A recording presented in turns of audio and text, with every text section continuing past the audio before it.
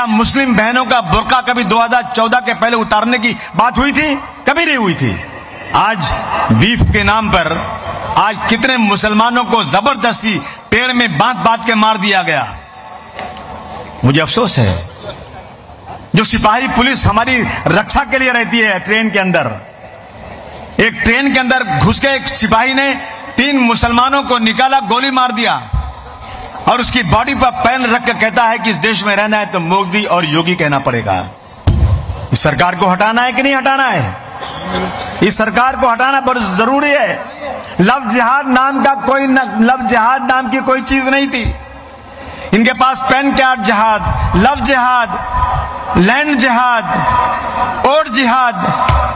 अरे पढ़े लिखे नहीं हो क्या? जाहिल हो क्या? जिहाद के नाम पर मैं 100 किताबें दे सकता हूं। जिहाद is a very respected word, लेकिन आज पानी सर से ऊंचा हो गया है। मैंने एक दिन देखा एक टीचर जो कहते हैं मां बाप के बाद सबसे बड़ा दर्जा टीचर का होता है। उस टीचर ने अपने क्लास में एक छोटे से 8 साल के बच्चे को खड़ा किया और दूसरे बच्चों से कहा इसको मारो। क्यों मारो? कि ये मुसलमान है। बच्चे आते रहे, उसको मारते रहे, वो रोता रहा और कोई बचाने वाला नहीं रहा। इसलिए मैं आज कहना चाहता हूं दोस्तों, अगर आज संविधान आज डॉक्टर भीमराव अंबेडकर या गांधी जी की आत्मा नाम की कोई चीज होगी तो वो खून के आंसू रोती होगी। जिस देश को हमने बनाने के लिए अपनी जान निछावर कर दिया, उस देश में आज गांधी जी के कातिल की मूर्ति बनाने की बात करते हैं। गांधी जी की कातिल की मूर्ति बनाकर, मंदिर बनाकर पूजा करने की बात करते हैं।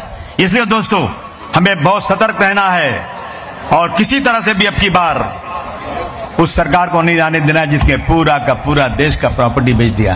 अरे दुनिया में जितने भी देश है, छोटे से छोटे, सबकी अपनी एयरलाइन है। मेरे देश की कोई एयरलाइन ही नहीं है। सारी प्रॉपर्टी बेच दिया, इंडस्ट्री बेच दिया, फैक्ट्री बेच दिया, एयरपोर्ट बेच दिया, सीपोर्ट बेच दिया, ट्रेन बेच दिया। अब इनकी नियत है मुसलमानों की वक्फ बोर्ड की जमीन पर। किसी सरकार ने नहीं दिया है, किसी की मेहरबानी से नहीं मिली है। हमारे बुजुर्गों ने अपनी जमीनों को, कब्रिस्तान को, स्कूलों को, यतीम खाने को, इनको डोनेट कर दिया, वक्फ कर दिया। और वो जमीनें 200 साल तक अंग्रेज था उसने टच नहीं किया।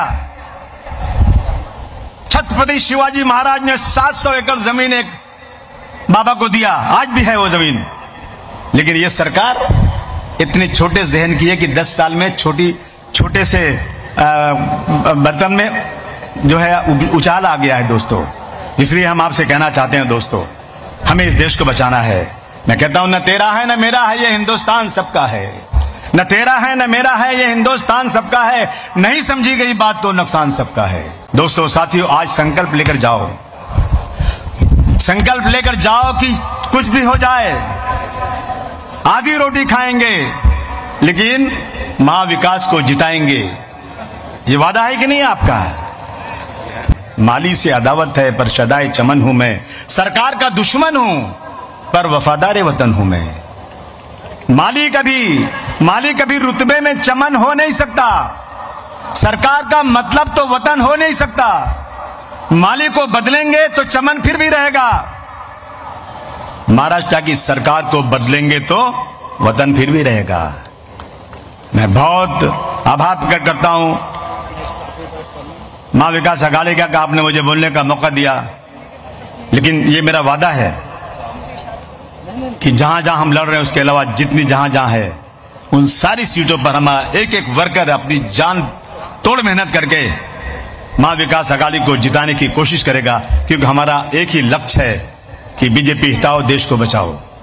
आप आए, बहुत आपने बातें सुनी।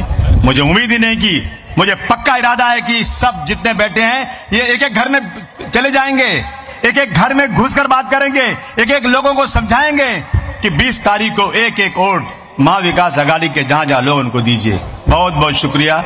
जय हिंद, जय समाजवादी।